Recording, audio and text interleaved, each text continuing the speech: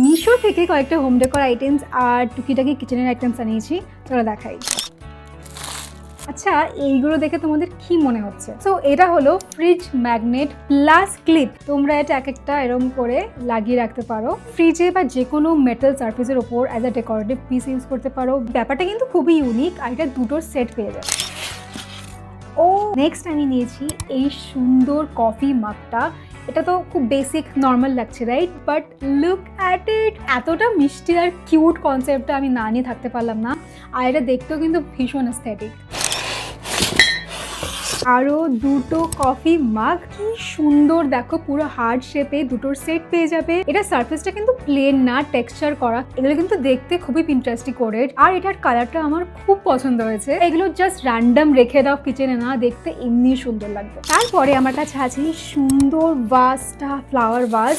এটার কালারটা একবার দেখো। এতদিন অবধি না আমি প্লেন বেস ট্রান্সপারেন্ট হোয়াইটের ওপর ভাজ কিনেছি, এরকম কালারফুল ভাজ আমি কখনো কিনিনি। আর এটা দেখতে কিন্তু ভীষণই সুন্দর আর অ্যাস্থেটিক লাগছে। এটাই রাখার জন্য আমি সুন্দর দেখতে রোজের এই বাঞ্চটা অর্ডার করেছি। এই রোজ স্টিকগুলোর লেন্থ কিন্তু অনেকটা বড়, আমি এটা ফোল্ড করে রেখেছিলাম। আর এই রোজগুলো দেখতে কিন্তু প্রায় অরিজিনাল লাগে। দেখো আমি লেন্থটা অ্যাডজাস্ট করে রাখলাম আর দেখতে কিন্তু দারুণ লাগছে। লাস্টে আমি নিয়েছি 3টে ফ্রেমের সেট। এগুলোর মধ্যে অনেক ডিজাইনার কালার অপশন ছিল, আমি পিঙ্কের সেটটা আনিয়েছি। এগুলো ভীষণ অ্যাফোর্ডেবল। তোমরা যদি রেন্টেড প্লেসে থাকো, এগুলো কিন্তু স্টিক করা ভীষণ easy with the help of double sided tape.